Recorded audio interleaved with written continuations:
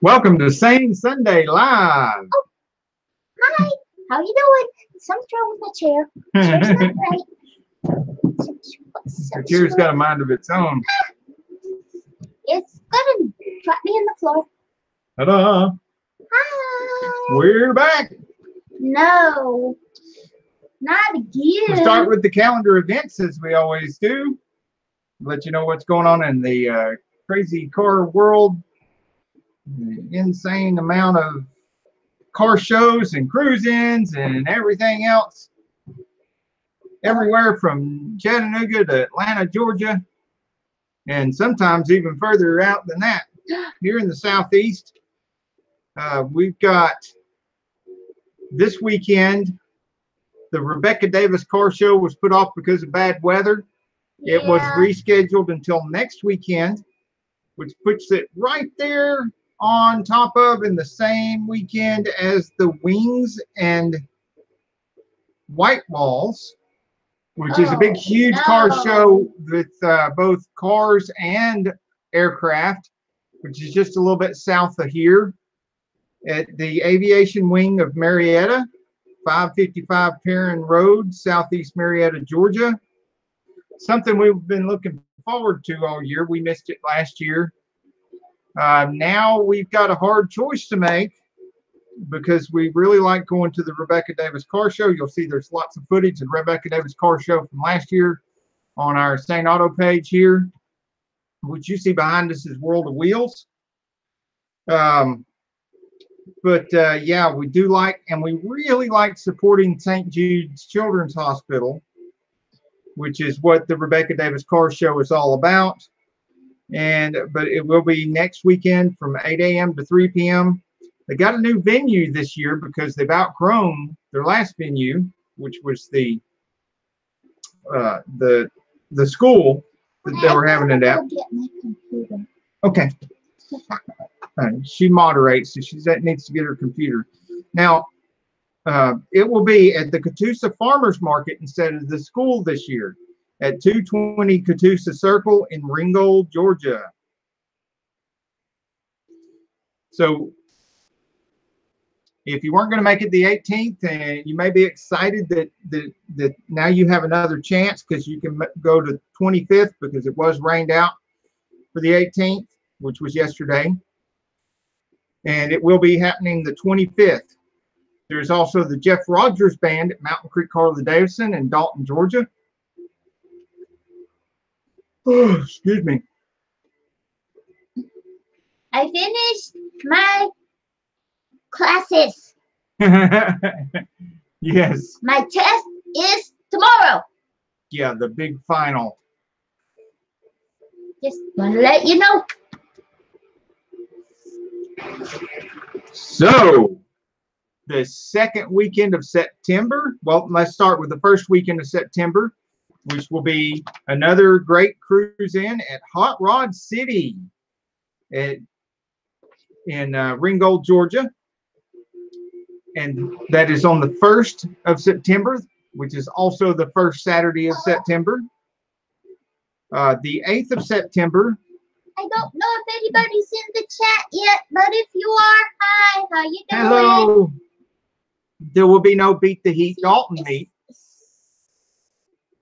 because they're looking for a new venue for the Beat the Heat Dalton meet. So if anybody knows of a new venue available for Beat the Heat Dalton meet for the second Saturday of every month, they could really use that help, and I will relay the message. Just let me know either here or in the comments below the video or on our Saneauto Facebook page, where a lot of the event coordinators are putting their flyers and stuff for these events that I announce here.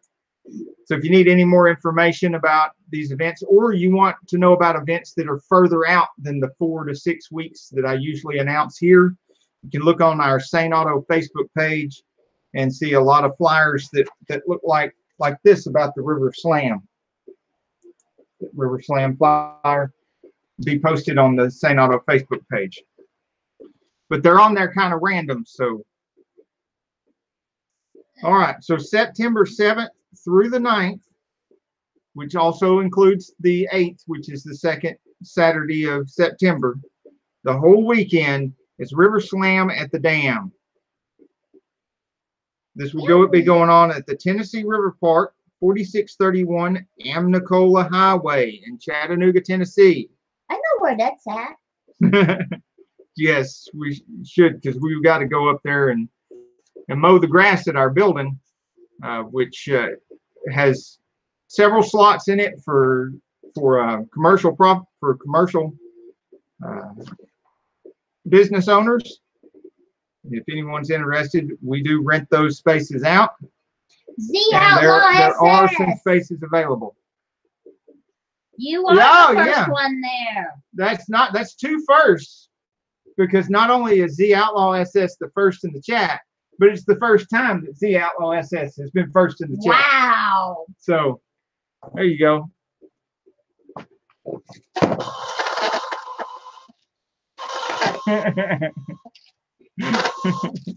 There's your trophy, buddy. Yeah, you beat.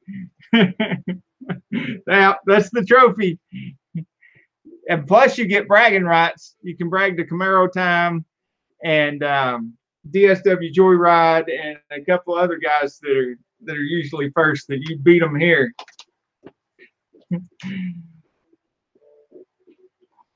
Whoa. So the third weekend of September, which is the 15th of September. I got a problem. Is that, yeah, just refresh the page and see what happens. Oh. Mountain Creek Harley Davidson has Roger Allen Wade. Free concert, 12 to 4 p.m. Then you have the Ophir Baptist Car Show at 8:30 a.m. What?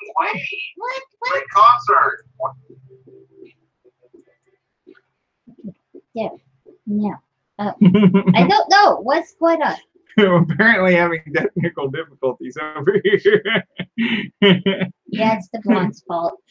All bloopers are included in the live shows. So now the 16th of September, which is a Sunday, you have the Hot Rod Auto Show at the Chattanooga Market.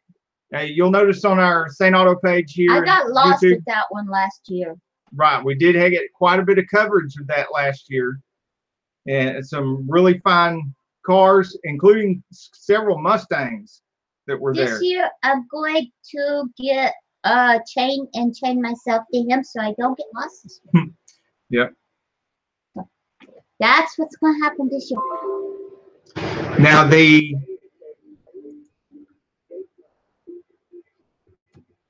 first and the third, let's see, the 29th of September, which is the last Saturday of September, is an open house at Duke's in Atlanta, and All Flaked Out, which is Joe Angel's business, and he's the one that a lot of the cars that you see with the very incredible elaborate paint jobs with lots of metal flake, like the lowriders and stuff, and some of those motorcycles are done by Joe Angel of All Flaked Out. And so if you ever wondered what it looks like in his facility, there's from 12 p.m. to 4 p.m. on the 29th at 2505 Veterans Memorial Highway in Austell, Georgia. That's where the open house will be. Be a lot of cars there, a lot of really cool paint jobs by Joe Angel.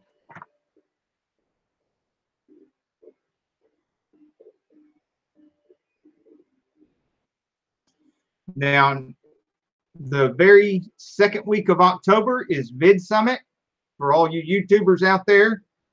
Of course, that's in California, so that's a plane trip from 9th till the 12th is Vid Summit. Yeah, I'm not going to be going there. Caramel Fanatic. Hey. We need to have a get together right here for us YouTubers in right here on the East Coast. If we have to, we're going to organize that ourselves.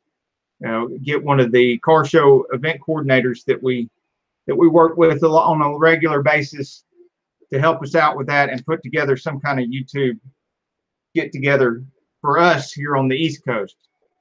So if anybody else is interested in that, when this goes into replay, put your comments on the permanent chat down there, the permanent comments, and we'll consider doing something like that.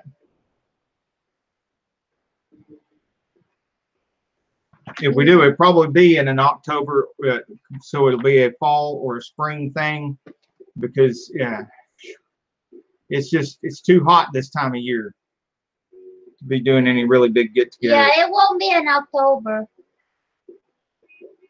That second Saturday, well, the first Saturday of October, of course, it's going to be another Hot Rod City cruise in Ringgold, and then the second weekend is Cars versus Cancer. That weekend, what's going to happen? October the 6th. Yeah. That weekend is your birthday weekend. Yeah. So we won't be doing. Won't be alive.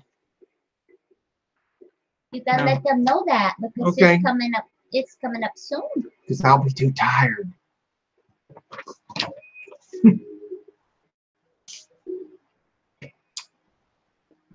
You'll be sleepy. Hello, Farm All Fanatic. How are you doing? What state are we in? Right now we're in Georgia, but we own property here in Georgia and in Tennessee, and we rent out the building in Tennessee.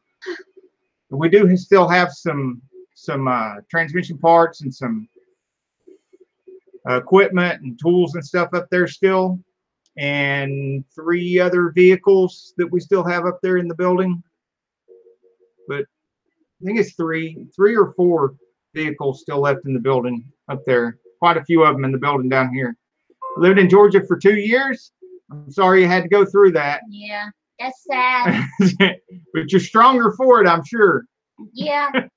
What don't break us makes us stronger. Yeah. I'm sorry. What part of Georgia did you live in?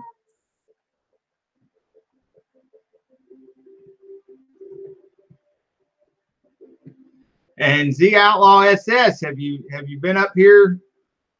Z Outlaw SS is in Georgia as well. He's closer to Atlanta. He lives down there near where my mom is and my sister. He's about halfway between where my mom and my sister are. And he comes up here quite frequently, further north in Atlanta in North Georgia. Fanatic was in Lake Arrowhead. Just north of Canton. Okay. Yeah. That's not too far away. Lake Arrowhead's not a bad place.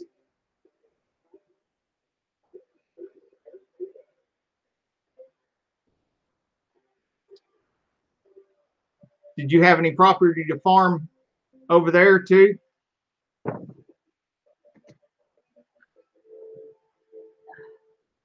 And this needs something there. Hey, yeah. Then let there be light. Yeah.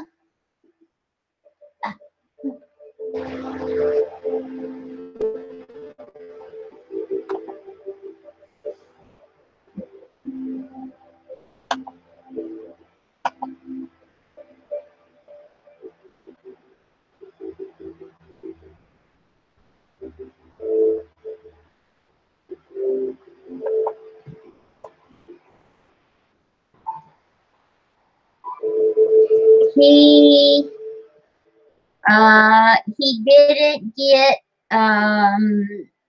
he didn't have any farm, but he does have 3 bass on the wall from Lake Arrowhead.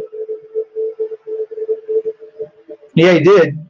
Here, he did soybeans in Cartersville. He did soybeans in Cartersville. Okay. I've been to Cartersville quite a lot. Not me.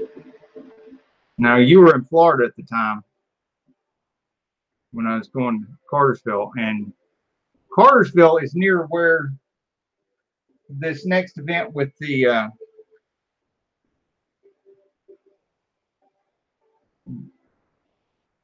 Well, no, it was last year. It was closer to Cartersville, and this year it's closer to Marietta.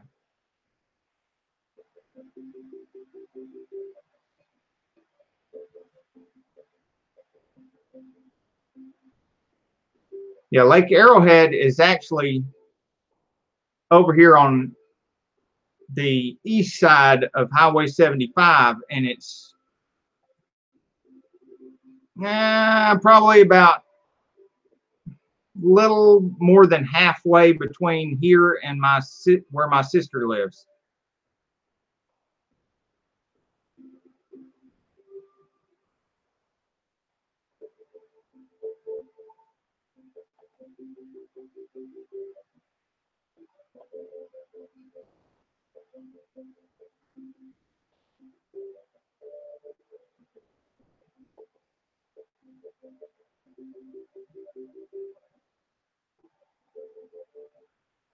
Well,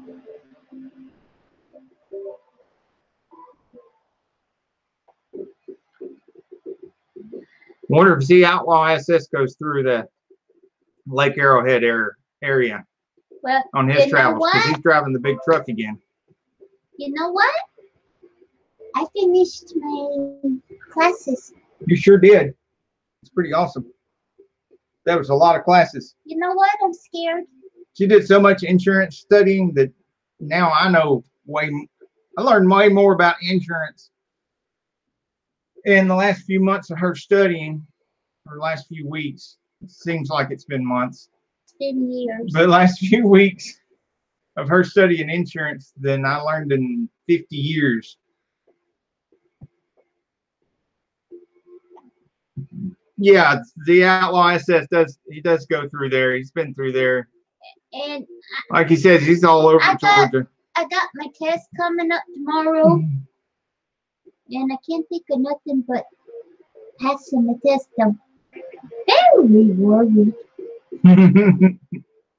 You're gonna be fine. You really know that stuff, honey.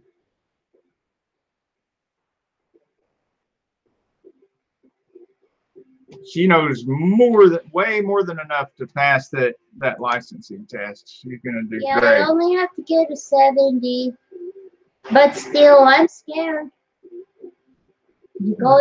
What happens is you go to this place. It's in a high-rise building on the 4th floor, and you show them your driver's license and your IDs, and they take a picture of you and they fingerprint you. Then they make you put your stuff in a locker, and they take the key. I mean, they give you the key, and you go into this other room with this big glass window, and there's somebody sitting there behind you watching you to make sure you don't pull anything out and cheat. Well, this last time I took my property and casualty, they give you 2 hours for that test, and I did it in 45 minutes, and I passed it. And when he said you passed it, I started to cry, because I was just as nervous as I am right now. It was awful. She passed it so quick that the testing center's in Chattanooga. So I figured, since we're in Chattanooga anyway, I'll go over to the building and I'll get the riding mower out, which I keep in the building so that I can mow the grass and do the lawn and stuff over there for the commercial building. And I got there to the building. I just unlocked the building and went in there to get the mower so I could mow the grass. And she's already calling saying she's done with the testing and passed the test and everything. So she had to wait for me to lock the building back up and drive back over there. I think he's going to stay there this time. Yeah, I might as well stay there or stay somewhere near there and just come back over, because I know probably not going to take long enough for me to have time to go over to the building and mow the grass and stuff like that. This one, they only give you an hour and a half. So I'll probably do it in 20 minutes.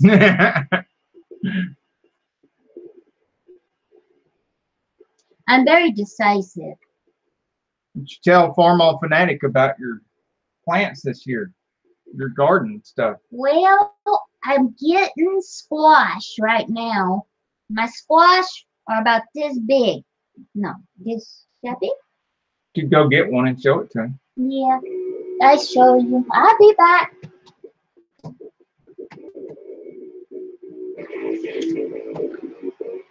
We don't have near the amount of ground covered as you do, because we don't have the experience and knowledge that you do, and we don't have the equipment that you do, but we've got more than most people that I know. This one is kind of smaller than the one I cut for dinner. Except for Kenneth. Kenneth down the street, he's got several pieces of property This and one lots of equipment. is smaller than the one that I cut to fix for dinner tonight. But this Yeah, is she cut up the big one. What we have right now. I don't know when those are ready though. So I'm just like, when they look kind of yellow, I just pick them and cook them. I don't know if I'm cooking them right though. We also wait until they don't have very much stem left, because they seem to grow up the stem, and when they don't have much stem left and they're nice and yellow and big. So, but I don't know. We don't know what the heck we're doing, but we're growing stuff that's edible and eating it. He likes it. He likes it when I fry it. We'll cover it in cornmeal and fry it. Yep. So pan fried, Georgia style. Yeah. But I don't know if I'm doing the right thing with this thing. I don't know how I think maybe I could make another kind of dinner with it, but I don't know.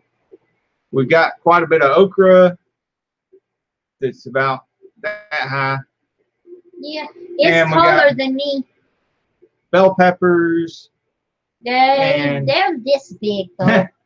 Yeah, they went in the ground too late. Yeah. And we got tomatoes. The tomatoes like crazy.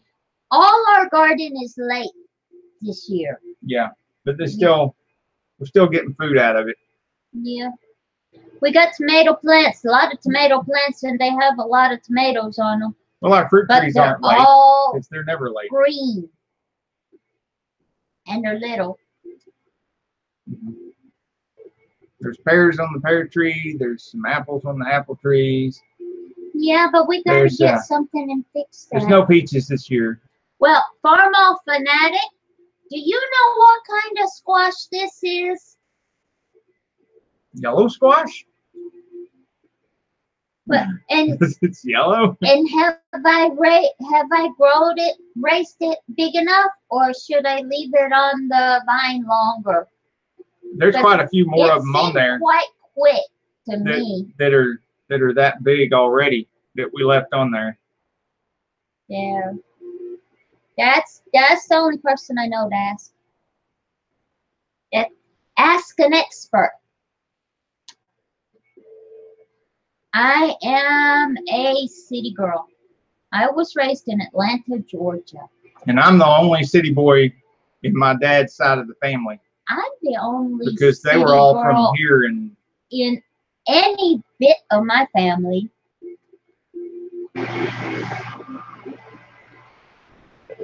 Jamal Cole, welcome to the chat. As a matter of fact, on the 350 transmission, if you got a question, go ahead. In the meantime, I've got some video on some of the 350 transmission stuff, and I'm soon going to do another teardown video on the TH350s, because I have to tear down some more TH350s for my parts company, because I'm running low on a lot of the hard parts for the TH350. So I've got 2 cores sitting on the teardown bench already, just waiting to be tore down. And I was kind of hoping that I could make it till the weather's a little bit cooler, but I'm running low on parts, so I need to tear them down anyway, and I'm going to film it when I do. And then I'm going to do what I've been doing with the AOD stuff lately, where I'm going over the parts for the AOD transmissions on the newest videos. Yeah, go ahead, baby. And showing some of the sub-assemblies and what some of the differences are to look out for between the different year models and such. I'll do that same thing too. So there'll be several new videos on the TH350 right here on the Saneauto YouTube page really soon. So be looking for that. And I'll definitely put that up there. If it's not next week, it'll be probably the week after that, because I think I've got some more AOD stuff already filmed that's coming up next week, and definitely got more show car videos that I have to finish editing and put up there. So I've been back on track of getting at least one transmission or repair video up per week, in addition to the show car videos and those kind of videos, and doing the lives too, twice a week, the lives. Okay. I'm back. Welcome back. Well, Jamal, I don't have any thoughts on the TH350 transmission. I'm sorry. Speaking of TH350 stuff, let me pass you here. Yeah. Oh. You just entertain them with the cuteness. Okay. Well, I get the transmission part of the week. Go off.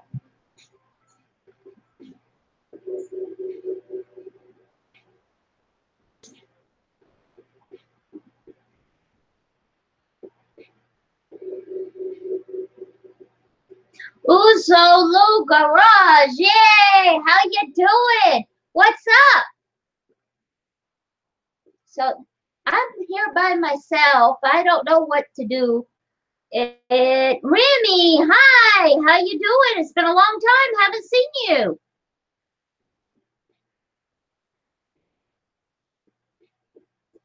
He'll be back in a minute. I don't know what he's doing. He ran away, and there he is. Okay, so y'all can have a chance to identify the transmission part of the week, and you've already had your first clue. A bathroom stopper. Because Jamal Cole mentioned TH350, but I'm gonna tell you this one right here, nothing to do with the TH350. That one looks like a bathtub stopper.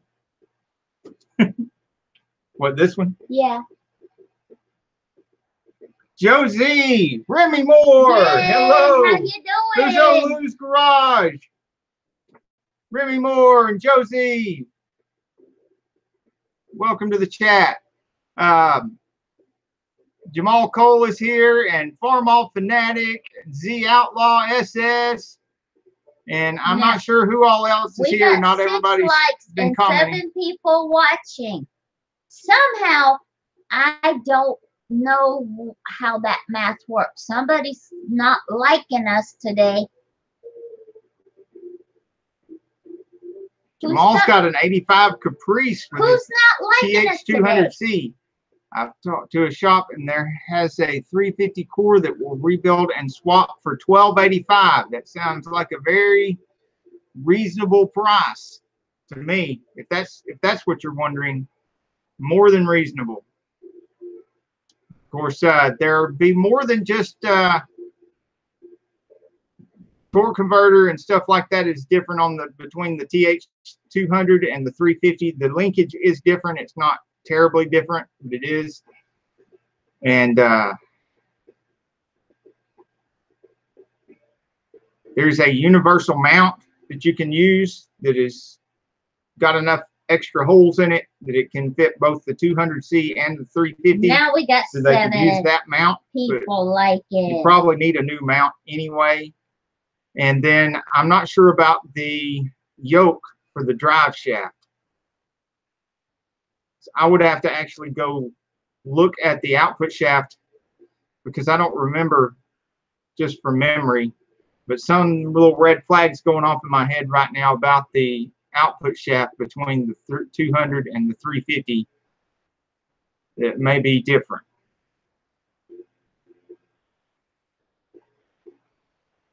So I don't know if they're including that in the $1285 price or not, but $1285 is cheap enough to where if you do have to spend a little bit extra to have a custom drive shaft or something like that, you're still going to come out pretty good, especially if it's rebuilt and they've done all the upgrades on the 350 and everything when they rebuild it. It's one of the reasons why I switched from building to selling transmission parts. I was doing both for many, many years, and you know, I wouldn't build a 350 for $1,285 and put it in.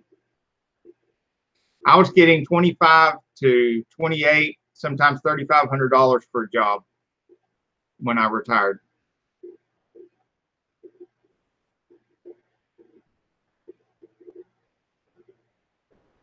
Yeah, they're pretty complex. That's one of the reasons why I like doing the teardown videos and stuff, and doing the, well, because I'm doing these parts anyway and inventorying them and listing them on the internet and all that kind of stuff. I don't sell locally anymore.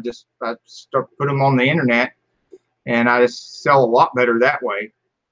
But it is interesting to do some videos showing just how complex they are inside and some of the parts and stuff, and they get more views than our show car videos and stuff, which are actually more difficult and a lot more editing involved in doing the show car videos and stuff, which get less views than the transmission and the repair videos. Thanks for the thumbs up, Josie. Josie.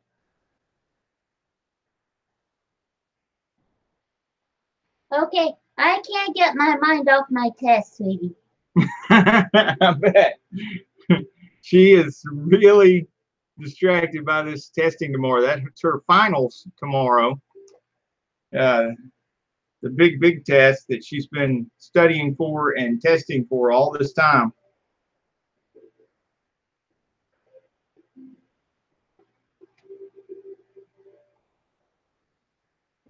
Yeah, it's been referred to, Jamal, it's been referred to as the brain surgery of auto repair. I guess it's one of the reasons why I ended up getting into it way back in the early 90s. I think it's 1991 or 1992. I started building transmissions after doing drum repair for a long time. The final is for my life, sickness, and accident. Yeah. Insurance license. Yeah, which she will be adding to. She's already licensed in property and casualty, which means your car insurance and your home insurance. People that they're landlords. I'm commercial property landlord, not a residential property. But residential property landlords can get what do they call it? It's just called landlord insurance. Landlord policy. Landlord policy, yeah. And then renters can get renter policies. She can write all that stuff. I can do commercial too, but Allstate doesn't handle commercial. Yeah, the company she works for doesn't do the commercial, so she's licensed to do it, but she doesn't have it available as a product. And I will be licensed for health insurance, for disability insurance, for some financial product, like whole life. I'll be able to sell. I'll be selling term life, universal life, I think, and but not variable life, because variable life is a whole nother more expensive license. which I'll probably be getting in the next few years. Yeah, some of the life insurance policies she was studying sound very interesting to me, and I'll definitely be getting one of those policies as soon as I can afford it. Right now, I'm putting money into the online businesses and stuff. Josie mentioned that he's been working on small engines and he's now looking to start selling parts online. Josie, you're going to like doing that. You're not going to like it at first.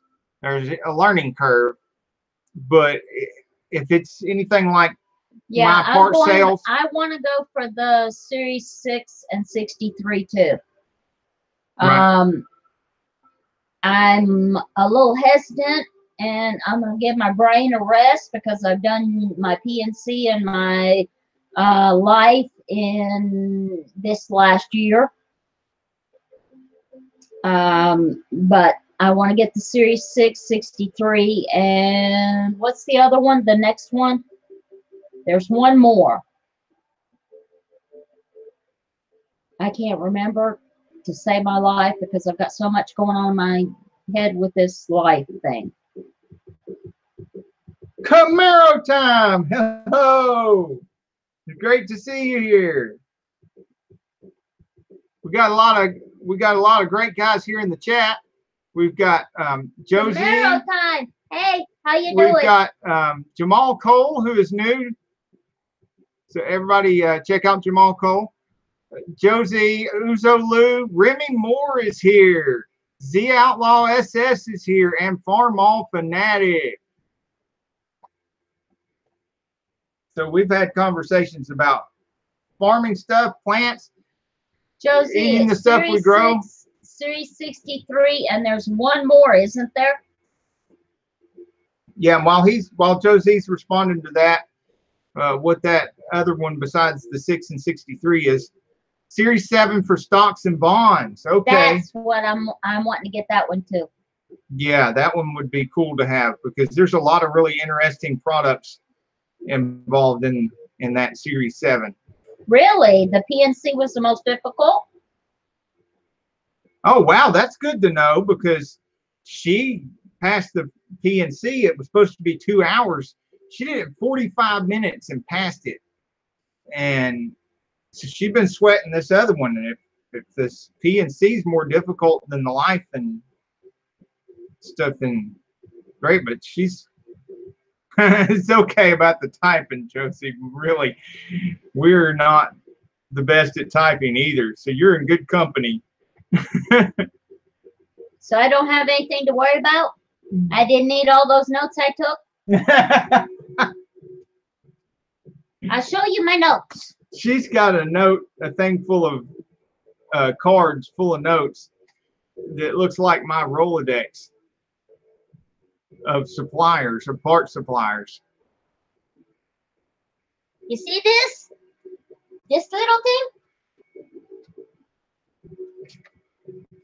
Those are my notes. See?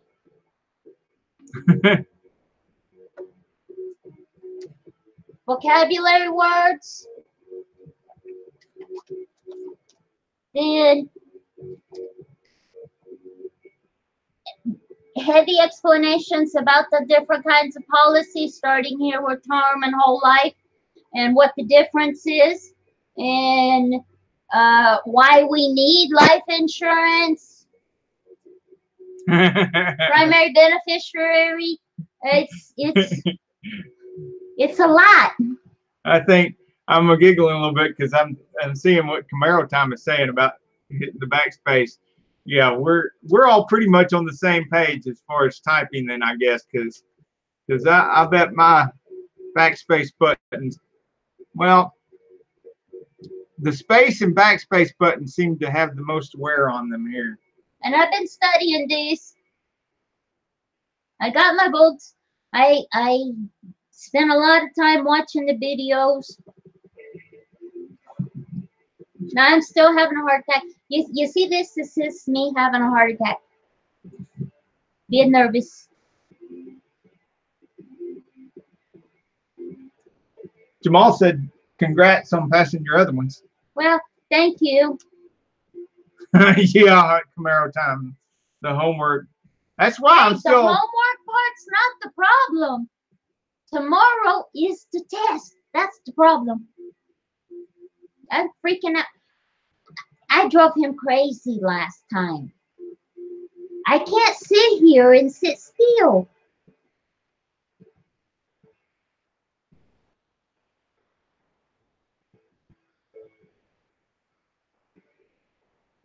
Oh wow, Josie's saying that the PNC had questions that don't count, and they don't tell you which questions don't count. So they just use them for the state uses them for next year's test. And so there's stuff that you got right that you didn't get credit for. Well, that stinks.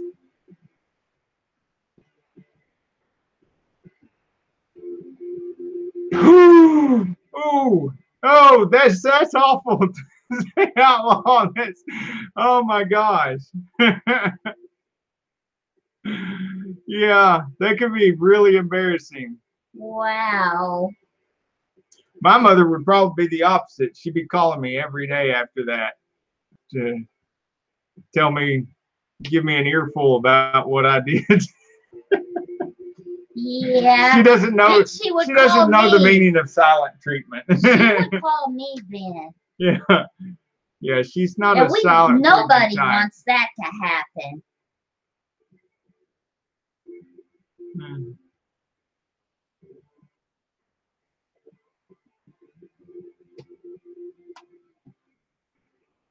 My biggest problem with text is that my fingers are so big. I'm constantly hitting the wrong letters, and that autocorrect thing ain't no help. It changes your words into something that has nothing to do with what you said, especially when you're talking about car stuff and car parts and stuff. It just goes all over the place. Yeah. Guess what? Guess what, sweetie? Oh, Josie lost a lot of his videos because of having computer issues. Yes, baby. And I'm sorry about that, Josie. I love you. I gotta go cook you dinner. Okay, love you too. I have been busy all day with finishing these up. I need to cook him dinner. So I'm going to tell everybody goodbye. And when I get his plate ready, I am taking him away from you guys. So play nice while I'm gone. I love you. Love you too. Yeah, the voice text thing seems to have trouble with the Southern language. Accent. And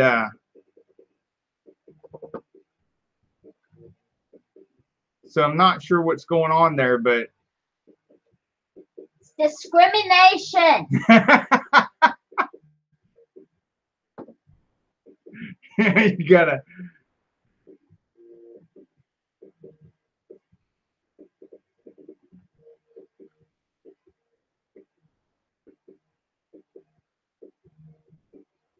Basil. Smell good? Yes, it does. Yeah, she's got a Farm Fanatic. She's got a whole garden of herbs in the house, growing in the house. So we have a considerable amount of space in the house full of herbs. I've even got avocado trees. What are you talking does. about? She has 2 avocado trees growing in the house too.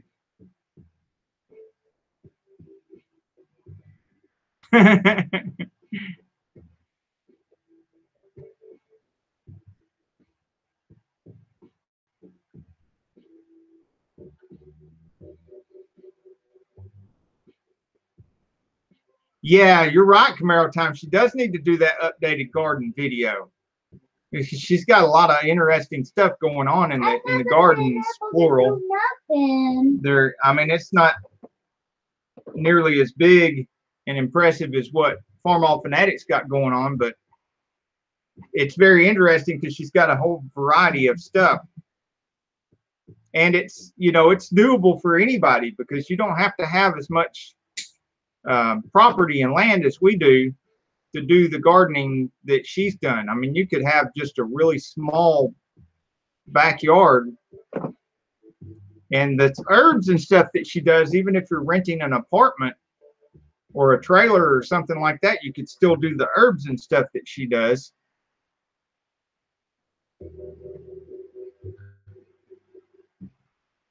The way she's doing them. And she does at least have a couple of videos on the first video on the gardening, and one on the one Fresh what was time. that last one you did with the plant growing the avocado by tree, yeah. by seeds, yeah, and from transplanting one of your herbs to oregano a larger plant. Yeah.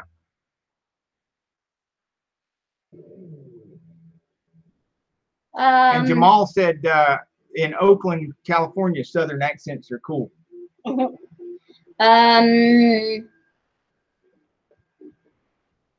Cilantro, sage,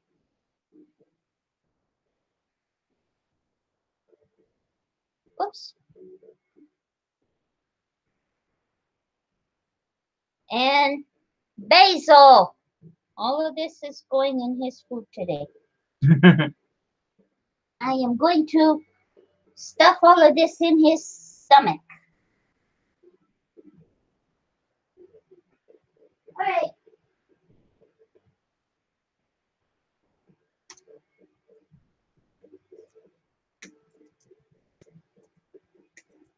Now, Camaro time, I do that all the time. I used to, when I had several employees, it was actually a little bit easier because they would tell me where I put stuff.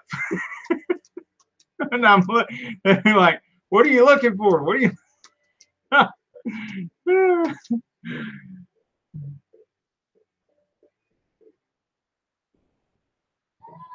And they would remind me to stop and eat lunch too, because I would get so involved in working on whatever I was working on. I just didn't want to stop to eat. Didn't want to think about the clock. I wanted to finish up whatever I was preparing or building. And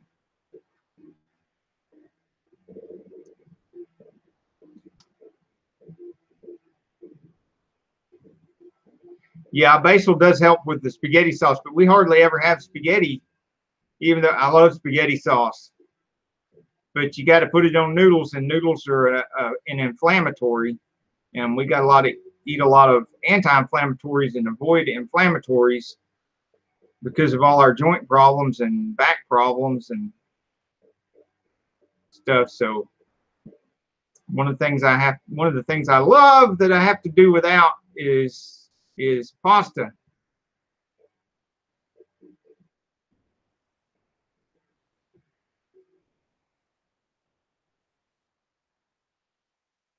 Oh gosh, yeah, we did. I don't understand how I did as much. You're right, Camaro time. It's just, it's really easy to forget about lunch when you're busy, and I look back and I'm like, how in the world did I do all the stuff that I was doing? I'm Choppers rule. Great to see you here. But yeah, we were just really 12 to 14 bays going constantly all the time, and the parts department going too, and then all the stuff going on at home, and restoring the house. And because I would usually have an extra house that I was restoring, and if I wasn't restoring the one I was in, and then a show car or two. Sometimes I'd do 2 in a year, and then would do at least 12 to 15 fix them up cars to have them ready for sale by tax seasons, and we would sell a little bit less than half of them during the year, and then sell more than half of them the other literally out of 13 to 15 vehicles have maybe 1 or 2 left after tax season. Everything would be sold. And that was in addition to doing 400 to 600 customer vehicles during the year, not counting fluid services and other small things like that, just the major repairs.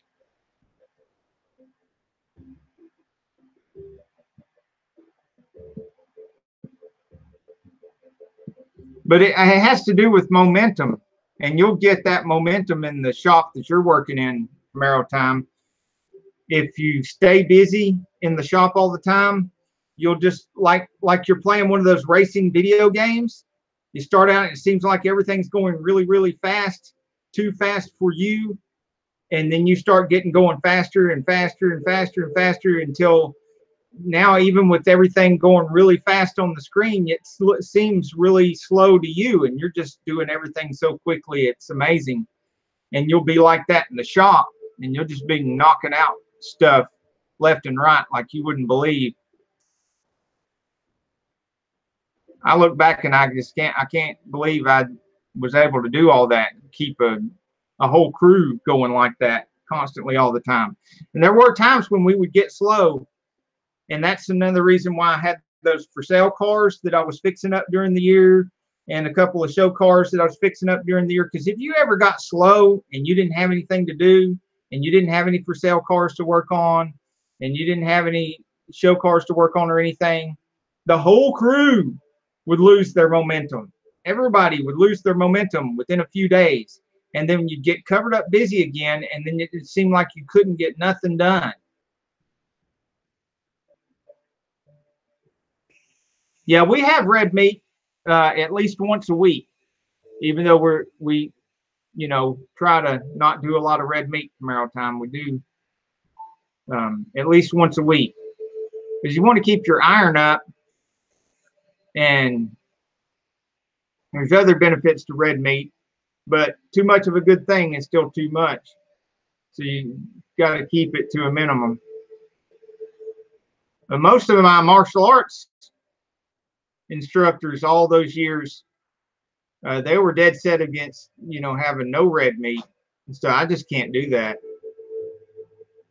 Oh no, Chopper's Rule, no, I haven't seen the sticker. I don't know what happened to it. I was looking forward to getting that, and we check the mail every day because I'm shipping parts and receiving stuff all the time.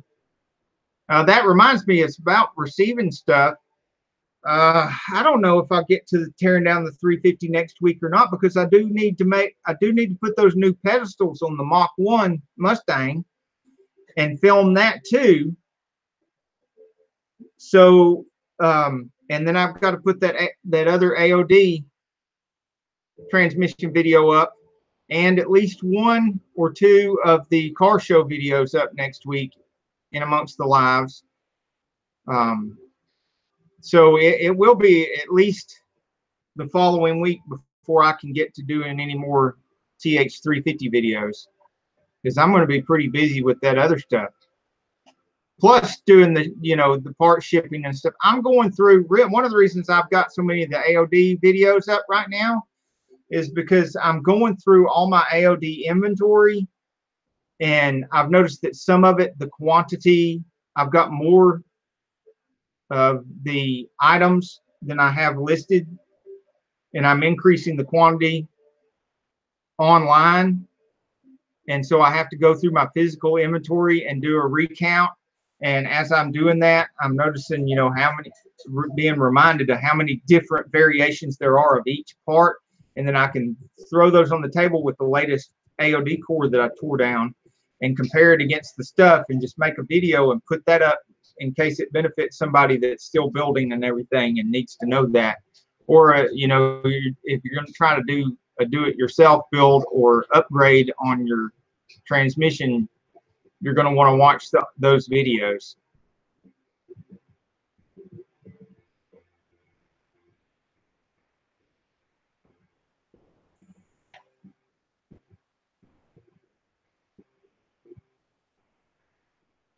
Okay, my thoughts on non-direct fuel injection, like throttle body fuel injection. Throttle body fuel injection is a really good, simple thing for like if you're upgrading older vehicles and you want to do a throttle body injection. It's a much cheaper, simpler alternative to multi-port injection, but it's not going to be quite as efficient as multi-port injection. It's definitely not as efficient as direct injection. But yeah, I'm glad it's still out there, and it's, you know, still superior to carburation. But a very good carburetor is more adaptable, I would say, and user friendly and cheaper. It's the cheapest alternative. Throttle body injection would be a step up from that, requiring a little bit more electronics and a little bit more knowledge, and give you a little bit more efficiency, a little bit more power. And then of course the multi-port injection is going to be not the multi-port injection like I've got on my older Jaguar, the V12 Jaguar. That is terrible and troublesome. And so the multi-port injection that I have on the Corvette is a step up from the first year of multi-port injection on Corvettes which was 84. Mine's 85, and it's a better system, but it's still not nearly as good as the newer multi-port in the newer vehicles. That's some really good stuff.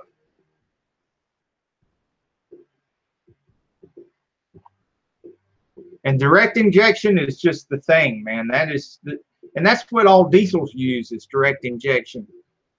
And it's that's really where it's at.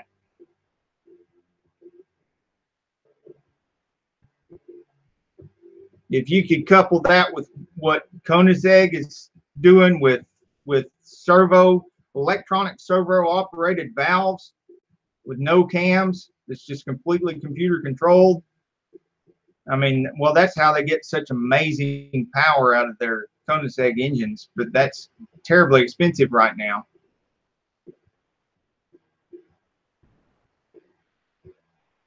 Yeah, Camaro time to ever get another car to be a car. Just do the HEI on the distributor. Well, if it's a project car, you know, that's the cheapest and quickest and simplest way to do it. Excuse me. The chicken's cooking. Okay, very good.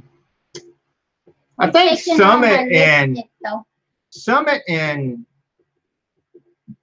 Jegs both have a really good aftermarket universal throttle body injection system right now that's very affordable. It's around a couple $100 or less, I think, for the whole system.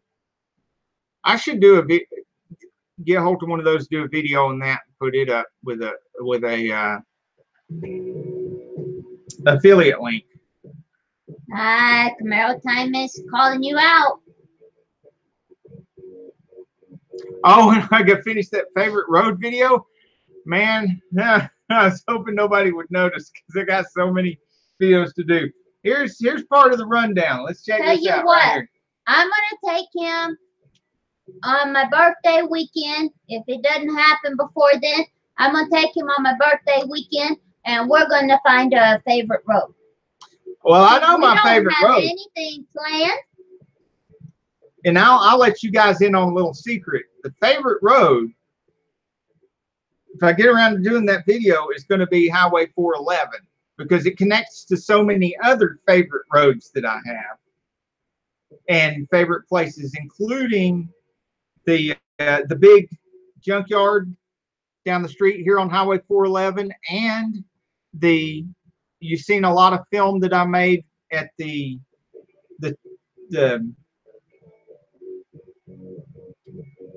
what's the museum? Tesla? Not Tesla. Bye, Remy. You have a good weekend. Oh, see you later, Remy. It was great seeing you again. You need to come back and see us. Yeah, everybody, I know everybody that you're hasn't up already, mostly check out at Remy night, Moore's though, channel. aren't He's you? got a, yeah, he's kind of a night owl. And check out his music. He's got a lot of great music on there.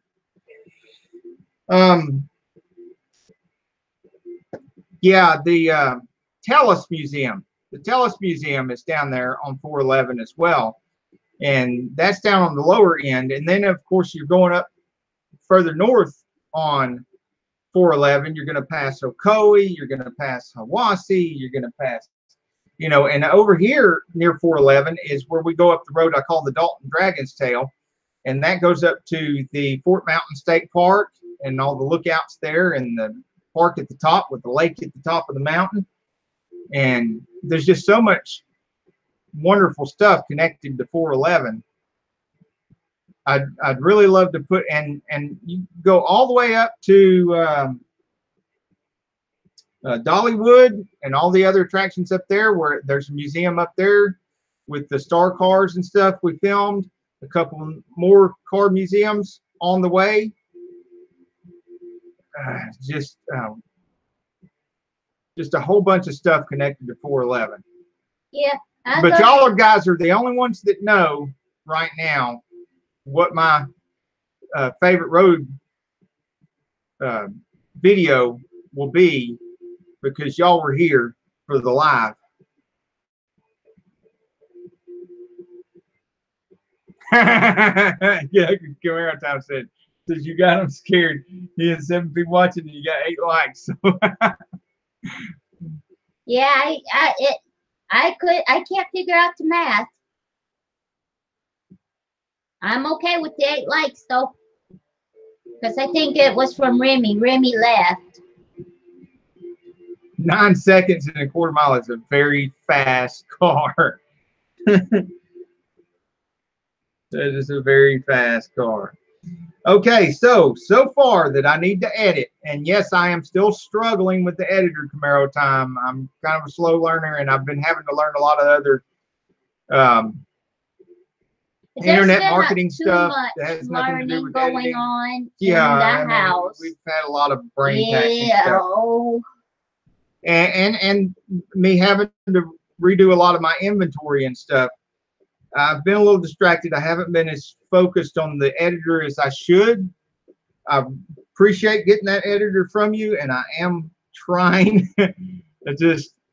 I'm getting stuck on a lot of things on it. So, but I do have to edit. I still have to edit the Dukes of Hazzard General Lee and get it up there. All those cars from the American Dreams Car Show, which is 4 of them. And which there are 3 Mustangs there and a 1,000 horsepower Mopar, which I will be editing from that show. Not impressed. The Thank a Hero and Dalton Cruise In, that was a combined event, that both of them at the same venue.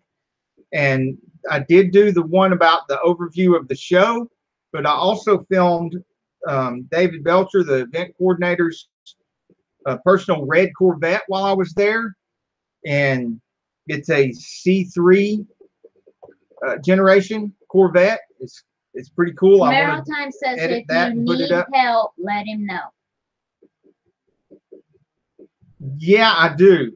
I just don't know when I can get at it and receive it. We've got her finals tomorrow. It's going to keep me away from the computer most of the day. And then yeah, he's Tuesday, going to be pampering me and loving me and making me feel comfortable. I'm going to be a nervous wreck when I wake up. Dorito and Lucha Cabra, welcome to the chat. Good to see you again.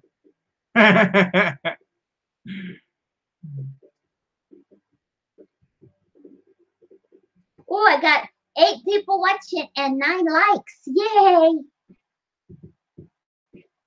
Then we also Dorito is my favorite snack food. We still have from vehicles from the time to shine, including a factory original Pontiac Trans Am. It was a 1-owner car and kept all original, including the original paint. We don't mean the original paint color like my Mach 1, but the actual original paint is still on the Oh yeah, you gotta have the enamel salsa. paint is still on that car. And he's got all the paperwork lined up on the I'm saying a lot tonight. On the Just because you know you're gonna have a windshield. hard day with me tomorrow. Oh, you're gonna ace that I'm test. gonna be crying. I'm gonna be a mess. But this is my rock. Him helps me every time I need it. You're really good at tests. Remember that. No, I'm not. He loves me Then, that of course, much. we've got all these transmission repair videos, tear down videos, going over the parts videos and the transmission stuff. The van AC, I videoed that. I did the van AC repair and I videoed it, and I've got to run it through the editor. I've got the Mach 1 spoiler pedestals I need to install, and I'm going to video that, and then I'll still have to edit that. And I know they're not going to be very interesting to you guys. ¿Tú hablas español, Jamal? You know, you all know how to plug tires and stuff like that, but I am going to do plugging tire videos because I've noticed that a lot of those videos that I haven't been doing that are of real simple tasks like that get a lot more views than most of the stuff that we all do. So I'm going to start doing some more of that simpler stuff. I guess it gets so many more views because it appeals to a wider audience than what we are. And by we, I mean all of you in the chat too. I mean, I know all y'all can just plug a tire, but there's a whole bunch of people out there that we take for granted. We think they know that stuff and they don't. I don't know how to plug a tire. I know that there's tools. You got to put it in the hole. You got to do like this. You got to, right. And then you got to cram this rubber thing down in there. But I've never done it.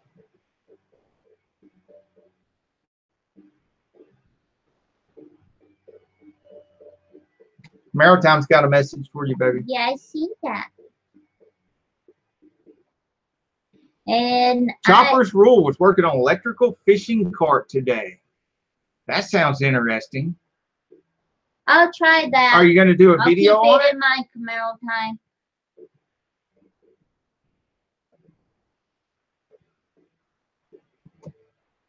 Y Jamal, yo te pregunté si tú hablas español.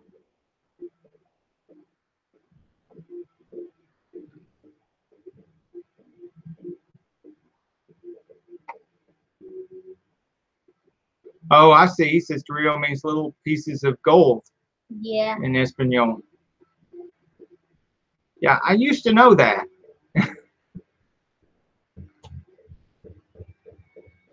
Oh, he's learning a little bit of Spanish. Ah, okay. It's got a Duolingo app. I didn't know that existed. Huh. I might check that out.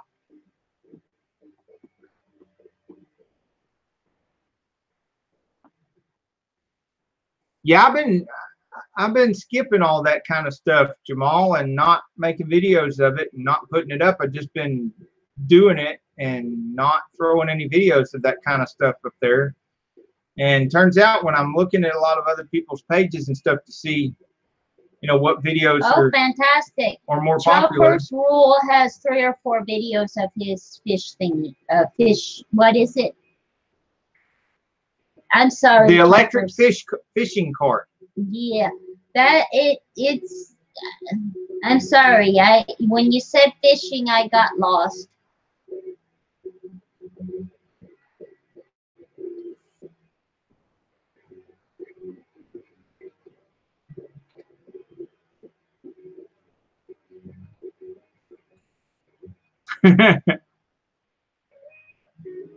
Well, we keep thinking there's no gold here, but Dang, man, I tell you what, all these parts There's a lot of seem to gold be here. You see this? seem to be made out of gold. It's spun gold. Yeah. I take my gold with me. On that note, I have to go check his chicken.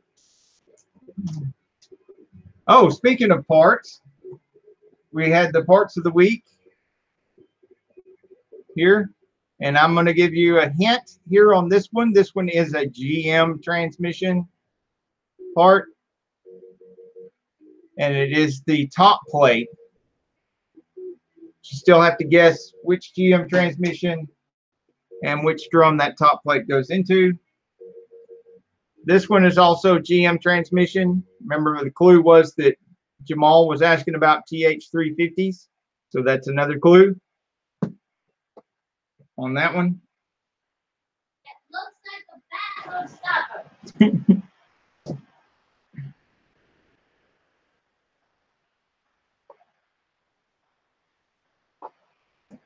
And Carol said it looks like a bathroom stopper. It looks like a bathroom stopper. I guess it does a little, doesn't it? If it was a screen, it would look like one of those screens they sell in Walmart to put in your. Let me show you. It's kind of dirty. You put it like this and put it in the tub, and it even has right there an O-ring to keep it from the water from getting out. So, Yeah, they're square cut Teflon rings, but yeah, they're sealing rings. Nope, it's not. Neither one of them is turbo 400, and neither one of them's band or clutch material. It's no clutch material, so that's another clue. that's a gear.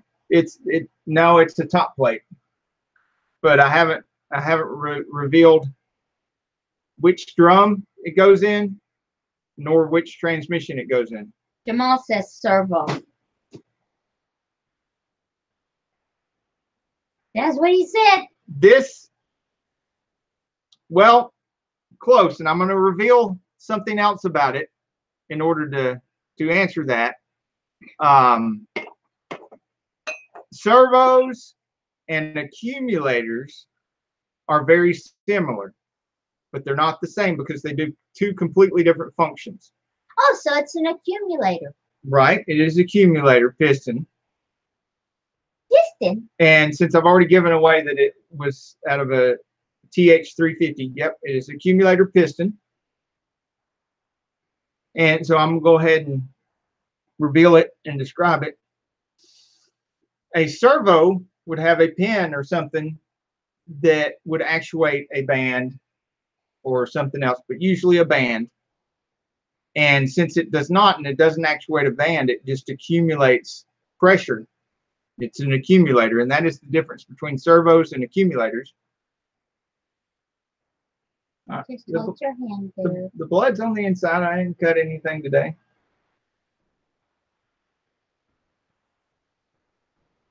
Okay, hold your other hand up. Give it like that. Okay. All right. Just checking. She doesn't like me getting all cut up and tore up all the time. I have to be more careful now. Yeah, you did.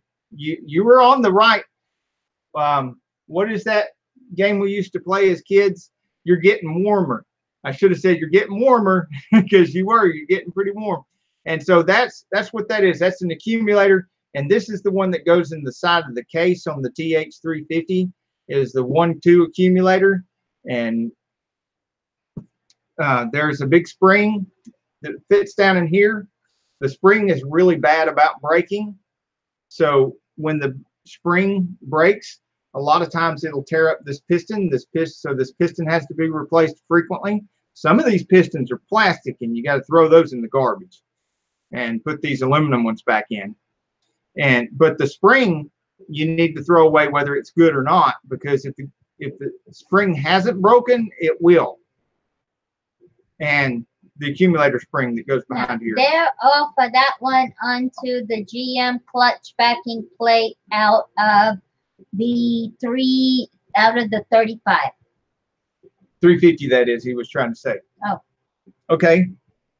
This one I'll reveal is, because we're getting close to running out of time here, and we're going to have to end the live anyway. This one is not a 350. It is a 700 R4. Also, the 4L60Es. This is when GM changed the designation for the 700 R4 to 4L60, and then they started making the 4L60Es. This top plate remained the same for a very long time. So you'll find this top plate in the 700 R4s and the 4L60Es. It is in the top of the reverse input drum, which is the first drum you pull out after you pull out the pump. So, and this drum is frequently replaced. This top plate is not frequently replaced because these are kind of very durable and pretty bulletproof.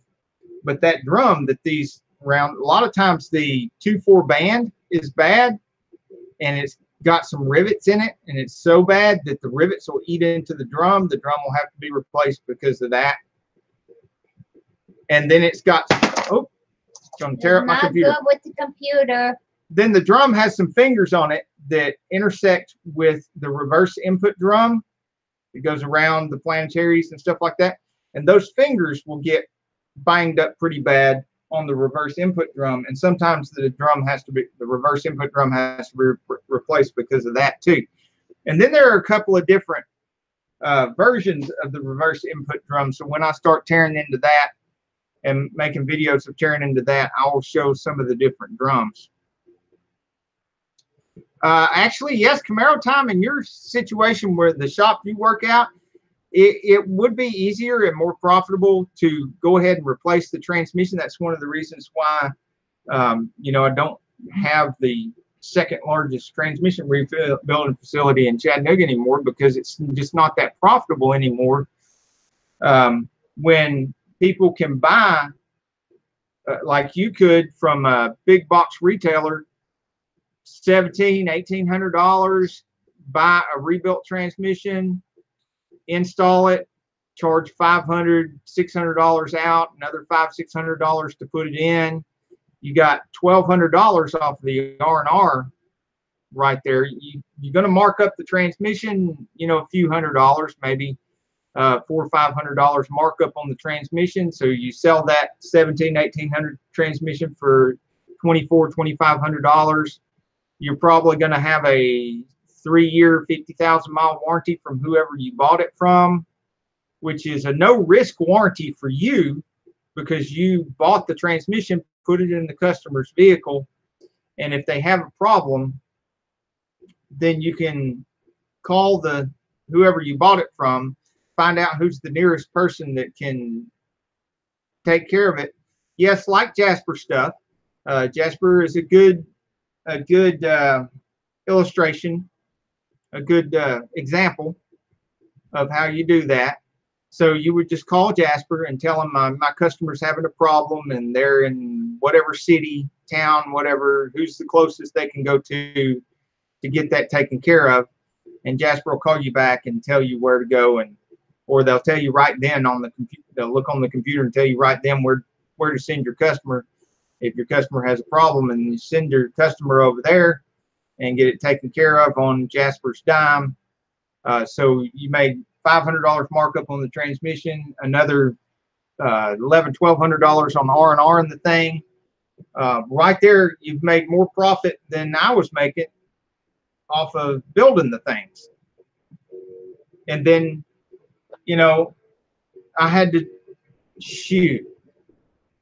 I was spending probably $1,000 to $1,200 on parts by the time I did all the rebuilding and the upgrades and all that kind of stuff. And it just got to be more and more that I was making more profit off the parts that I was selling and making less and less profit off of the transmissions that I was rebuilding. So now I just do nothing but selling transmission parts. Plus, I like dealing with the guys on the other end who are building the transmissions because I know their pain. I really, you know.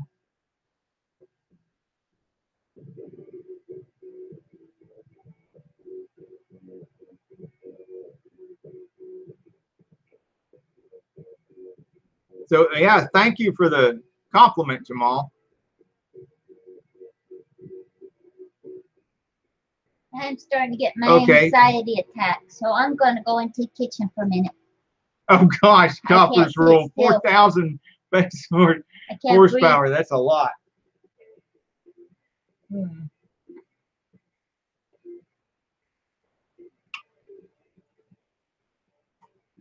You get me sit still too long. No, get up, move around. You're not a prisoner. Yeah, but you're awful cute. You can turn the air down a little bit while you're up.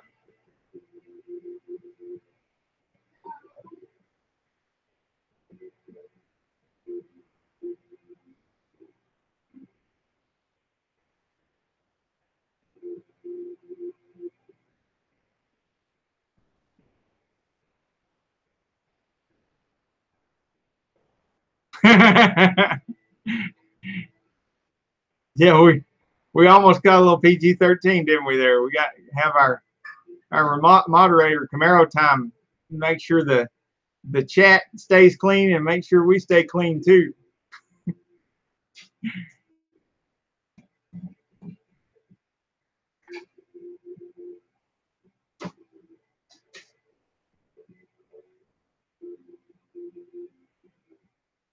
Yeah, y'all got a lot of really good American iron down there in Australia, don't you, Chopper's Rule?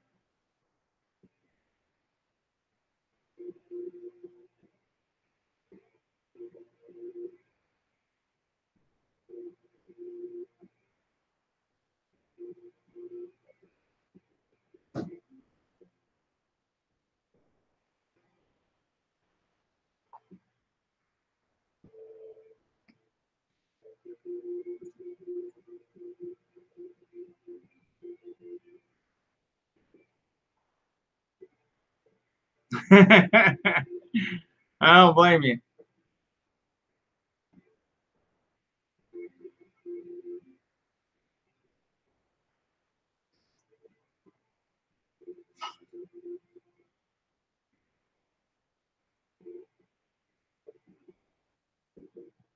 Yeah, burnout competitions in Australia. Yeah, they do have some really good ones.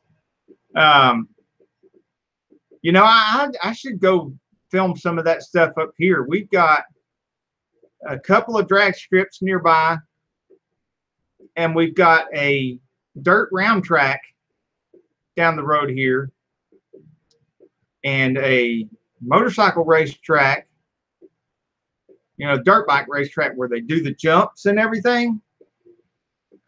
And across the street from all that down here, even before you get to 411, there's a go-kart racetrack that sometimes they do the thing where they race the riding lawnmowers.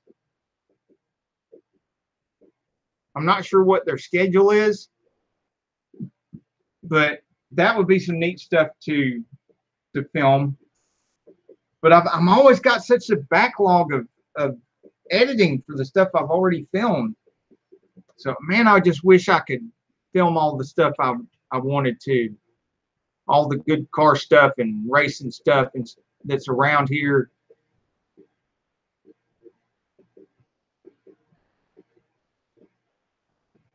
Yeah, we're here Wednesday nights at 7:30 too. You're welcome to come, Jamal. You seem like our kind of people.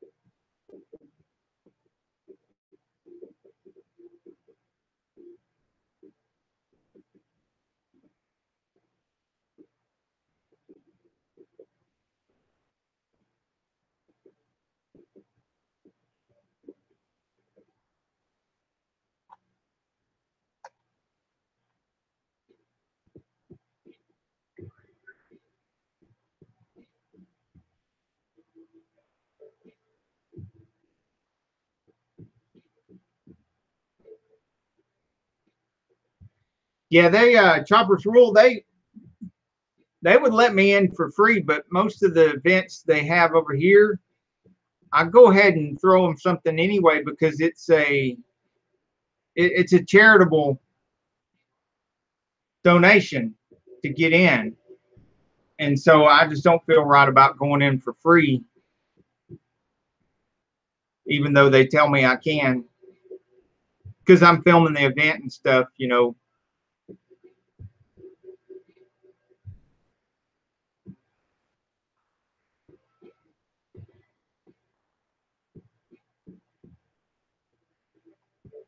Yeah, Jamal, check out everybody else's channel too. Camaro Time has a lot of really good car stuff on his channel as well. And of course, like the Camaro Time, he's got a couple of Camaros and he does a lot of Camaro stuff. We do a wide variety of all kinds of different kinds of cars here on Saneauto. And because we like to be the car guy hangout for all different types of vehicles and all different types of car guys. There's a lot of people from the Mopar community come here. Z Outlaw SS is another big Camaro guy. He's part of the Camaro community. And Farm Fanatic has a lot of farm equipment and stuff. And I don't know about you, but I'm pretty interested in anything that's got an engine and wheels on it or a motor and wheels on it. And the Uzo Lou's Garage, they've got a Mustang and a C4 Corvette that's almost the same year model as my Corvette.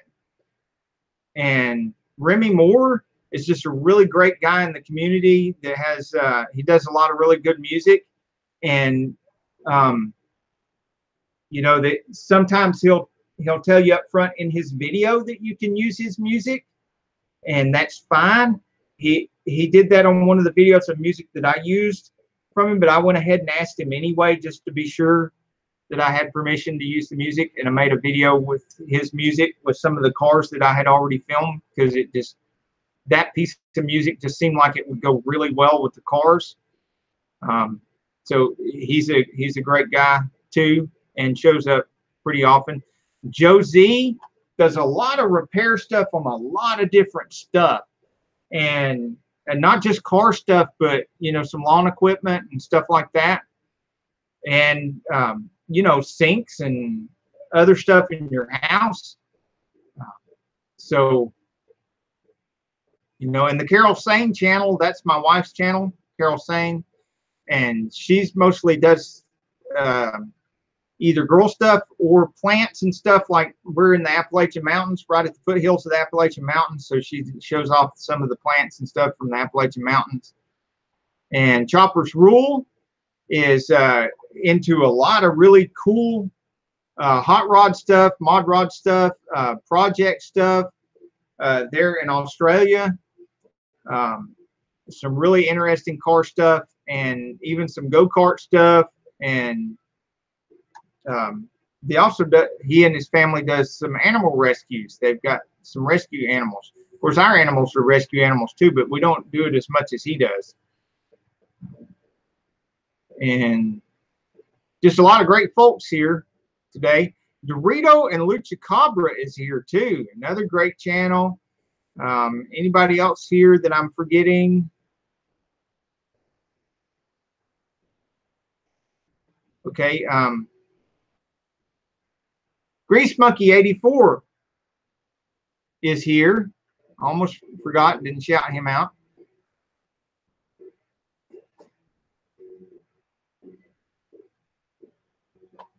So anybody you're not familiar with, check out their channel and support them, and they'll support you. And we don't really do sub for sub. We do support, and support is not just a substitute for the word subscribe. We actually watch the whole video of each other's video. I mean, if you're watching a video and you get interrupted, just don't shut the video off. Let the whole thing play so you don't kill the algorithm. And instead you stimulate the algorithm, because if you're watching each other's videos, you want to help make each other's videos more popular with the YouTube algorithm, so that YouTube will promote each other's videos and get you more views from other people, because that's what ultimately gets you views, is getting the algorithm to promote your video. And the best way to get the algorithm to promote your video is for us to watch each other's videos in full. And that's also the best way for us to learn from each other and learn about the different cars and stuff and the different things that everybody's into.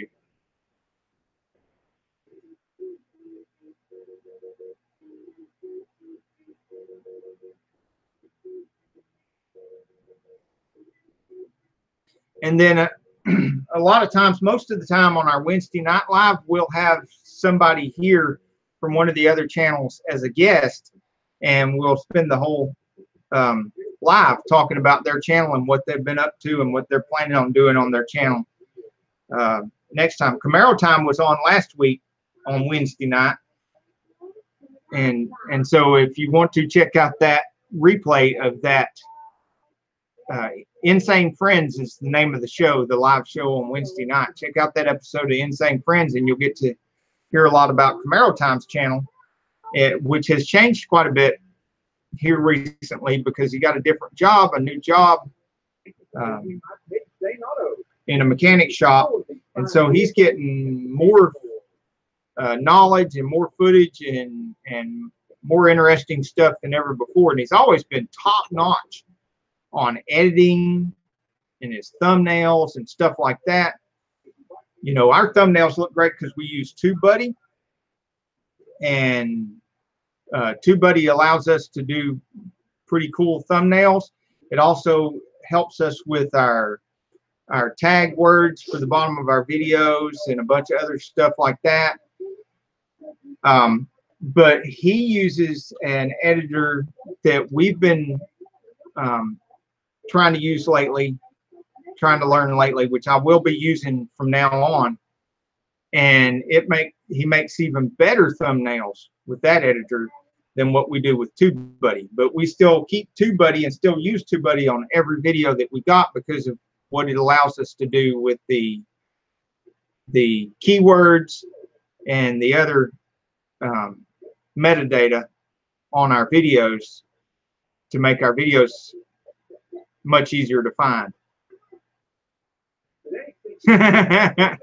Yes, Camaro Time. Yay, job, money, mods. Yes, yes. It's not just the money, you know. It's really exciting that he's working in a mechanic shop now, because you know that's not just more money for mods and stuff. It's more knowledge in the community.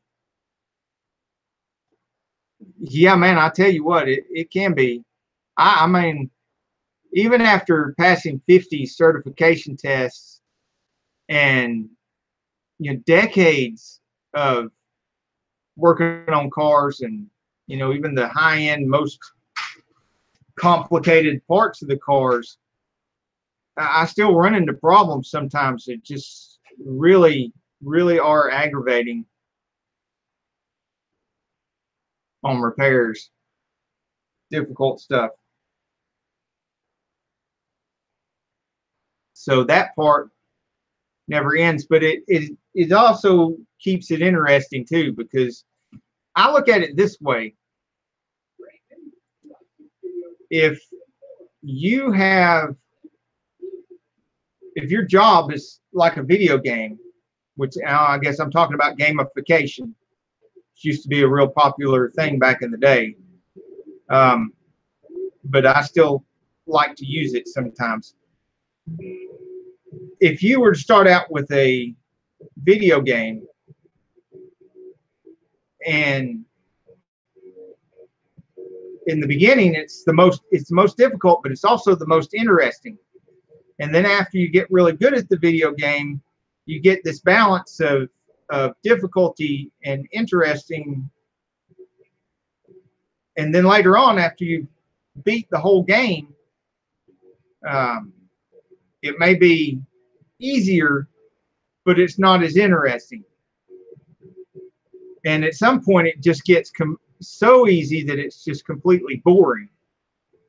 auto mechanics just never gets boring because you never can master all of it. Even though I'm certified master, it's still not complete mastery because they're constantly coming out with new stuff every year. Oh, and I almost forgot to mention there, Jamal Cole and anybody else that's new, that's listening to the replay here. There's also our Sane Enterprises page where we talk about nothing but money-making stuff and business and sales and online business and that kind of stuff. So if you're interested in growing your YouTube channel, making money off of your YouTube channel, making money in other ways on the internet, it's all on that channel. And there's going to be quite a bit more stuff on that channel because I am doing a lot of studying of well, I already do affiliate marketing, but I'm also doing a lot of studying of affiliate marketing because the more I've learned about affiliate marketing, the more I've done about affiliate marketing, the more I've realized most other stuff, there's so much more to learn. And there's some things that I've learned on making money on the internet that I've realized I wasted time on this, wasted time on this, wasted time on this. If I'd just known this in the first place, and then I'll make a video on that so that y'all don't have to go through all that other crap that I went through. You can just go ahead and know about the thing that I found out about that I wished I'd have known about before I tried all that other stuff.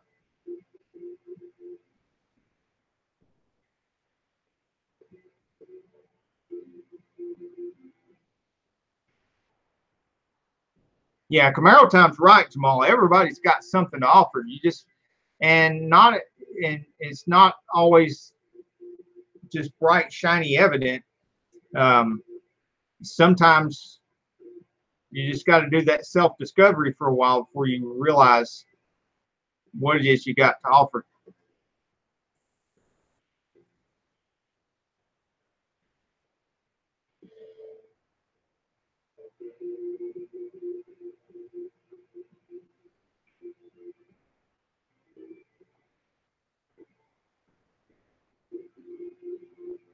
That's a good way of putting it, Chopper's rule. I like that. We come here as strangers and leave as friends. Yeah, we leave as hashtag insane friends.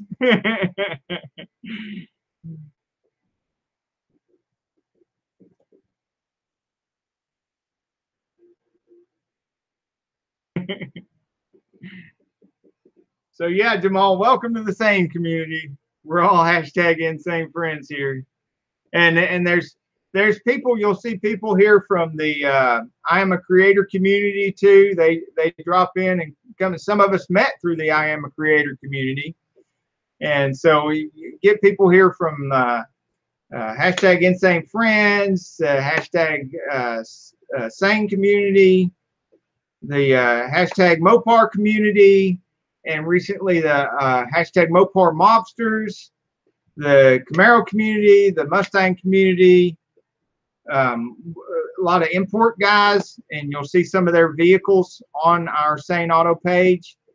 We also have the Saneauto Facebook page with a lot of the local events, which I start the show out shouting out the local events and stuff. Yeah, yeah, you're right, Camaro time. Just everybody here at one time or another.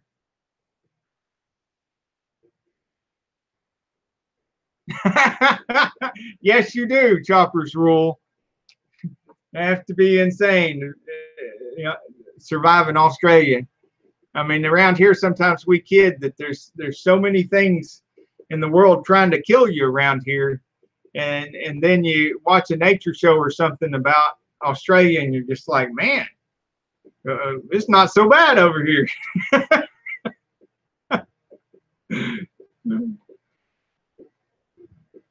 But yeah, and I'm still swelling, going down, not quite all the way gone here from the last thing that tried to kill me. Ooh, yeah, yeah. Look at this. Pan-fried, homegrown squash. See, that's Southern. Pan-fried squash right there. That's not a fried green tomato. That's squash. Look how big that squash is.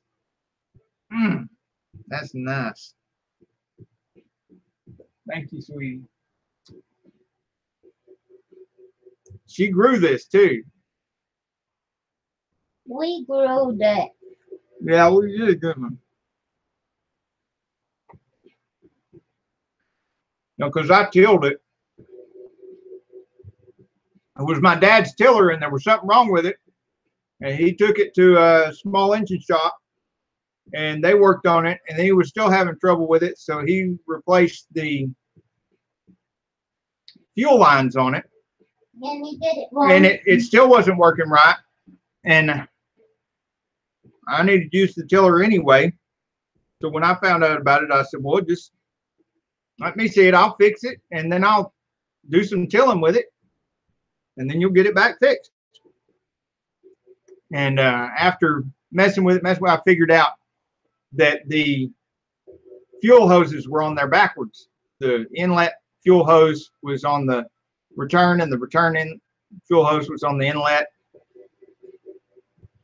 And so it would run good for a little while, and when the fuel got down below a certain point, it just run like crap or quit. Yeah, Jamal, it does. It kind of looks like a mini pancake. It's so big.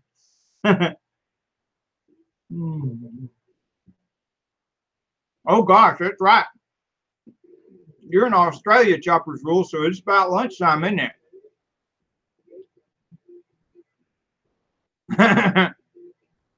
Now I've heard some of them cuddly animals would about kill you too if you don't just leave them alone.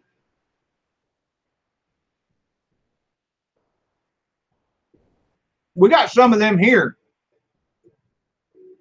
Those cuddly looking, cute looking raccoons and stuff, you don't get nowhere near those. They will tear you up. You don't mess with no raccoon. I don't care how cute they are. Stay away from them suckers.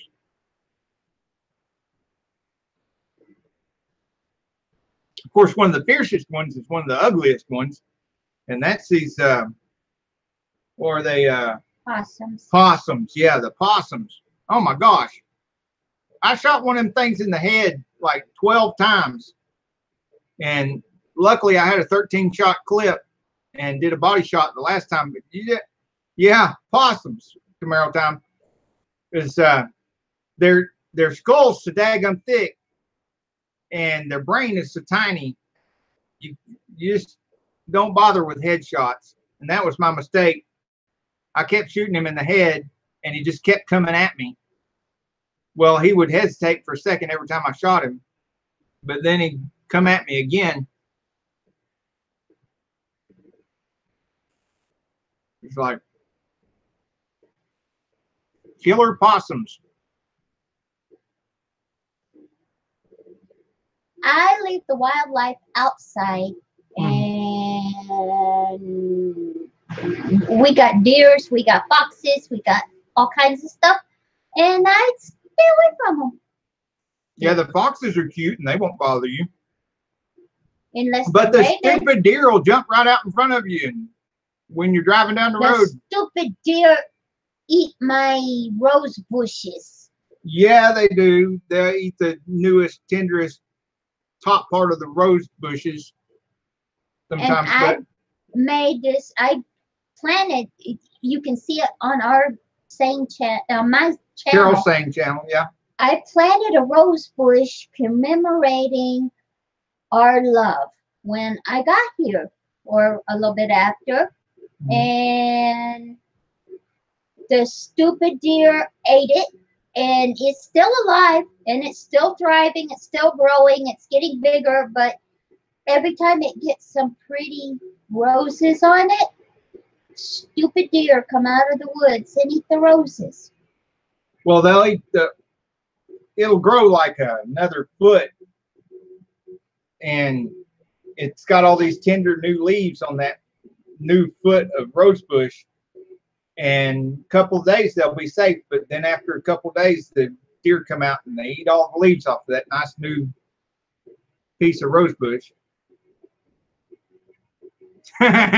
Maritime says they think it's a Geico commercial. Dang deer. Chopper's Rule says we have wild boars here. I hit one with a 303 and he still keep coming. But when I hit him with a 50 caliber, it stopped him dead. You're lucky, because you never know with those freaking wild boars. Those are good eating. Yeah, if you can kill the suckers. They got wild pigs and wild boars here and there. I haven't seen any right here. I think the black bear get them. But I wouldn't mess with them if I come across one, because we hear a lot about that.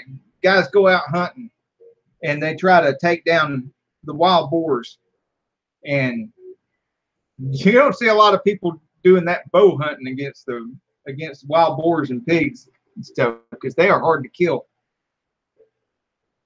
and they will fight. They will fight. But they can't take on a black bear. Black bear will kill them and eat them. We don't see the bears very much, though. But back here behind the house, sometimes we see the scratching on the trees and stuff. And we'll just stay out of the woods for a couple of days if we see scratching. You don't want to mess with those black bears. Oh, good grief.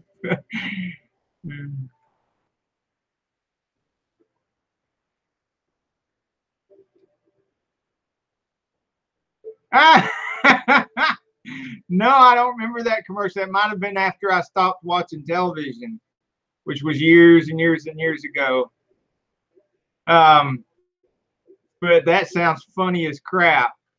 The squirrels ran the car off the road and then they're high-fiving each other. That sounds like some of the critters around here.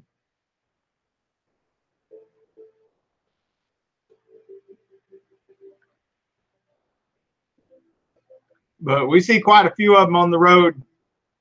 That they ain't never going to be doing no more high-fiving to anybody. Every day there's a new one. And there was another skunk recently that's roadkill out here, and that's pretty nasty because they stink for days.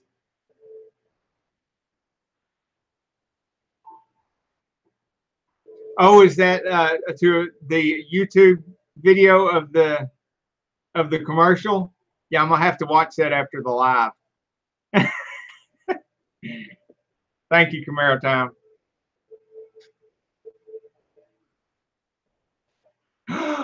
What? Oh, your latest rescue dog's got his forever home. That's good news, Chopper's Rule. All right.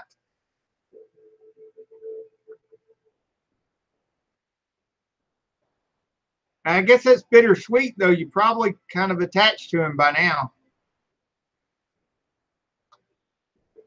Well, now, when that happens, do you go out and get another rescue animal right away, or do you have a little space of time in between, take a little break in between before getting another rescue animal, or what?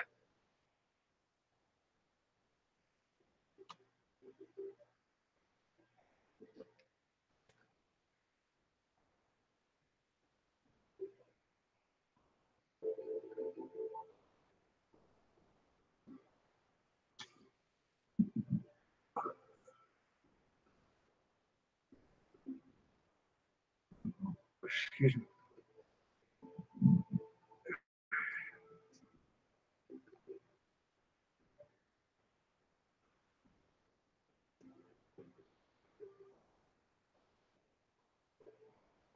Yeah, I figured you might be taking a little break for a little while for something like that. You have to fix your yard and stuff. I figured there'd be at least something you need to do to take a break for a while before getting another.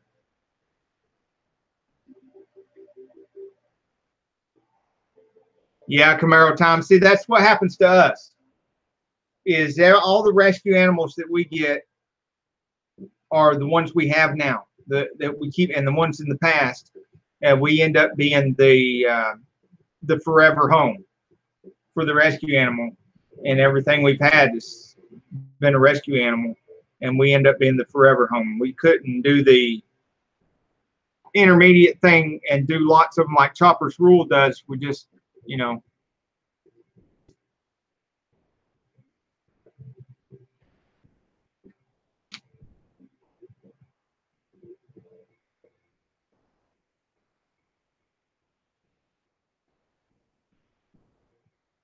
Oh, okay.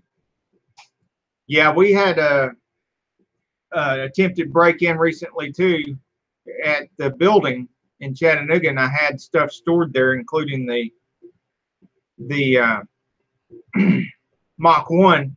So I moved it to another building. Hey, Bubsification, how are you doing? Good to see you in the chat. It's a lot of people here today. We're glad you made it in too.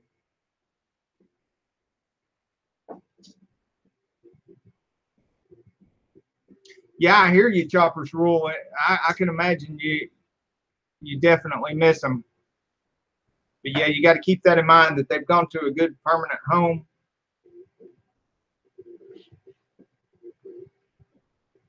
My last one before Dakota was pretty awesome. Oh my gosh. Woo, look at that. That's my dinner, folks. That's my cue. So, oh man, and we were supposed to end at 9 o'clock, but I was having so much fun hanging out with you guys. We've gone to 9:30, so that's pretty cool. Yeah, that's it.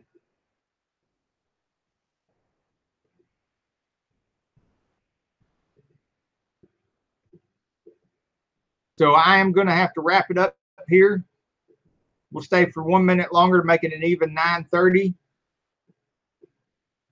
But dinner is on the table. Pan-fried squash. What else there we got there, baby? Pan-fried squash, baked chicken with all those homegrown spices and herbs that she was showing you. Oh gosh, she does. Man, she knows how to cook.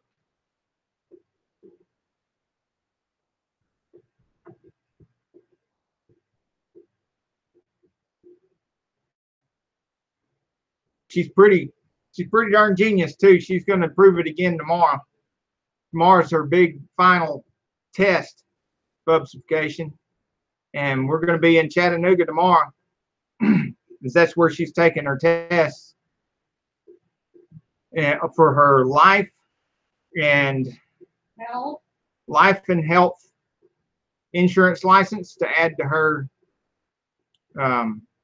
P&C licenses, which is car and home insurance stuff that she already has, that she's already licensed in. So she'll have that life license and stuff. Okay, you have a good one too, Chopper's Rule. We're off to dinner and you're off to lunch. And I'm glad you got to make it in before we were gone, Bubsification. And one last shout out to everybody else here. We have somebody new here. Check them out, Bubsification. And Jamal Cole, check out Bubsification channel. You'll like him too. He's got a lot of off-road stuff going on with four-wheelers and go-karts and stuff like that. And they do a lot of live shows too. Chopper's Rules here. Camaro Time is here. Let's see who else I'm forgetting. Remy Moore was here earlier. And Uzo Lou's Garage is here. Formerly Uzo Lou. They changed their name to Uzo Lou's Garage, which is appropriate. Z Outlaw SS and Farm All Fanatic. Can't forget them. I did mention Remy Moore, didn't I? And Josie. Not forget Josie. Well, y'all have a great night. And I'm wishing you all insane growth to all my insane friends. And till the next video, get off the couch and get dirty.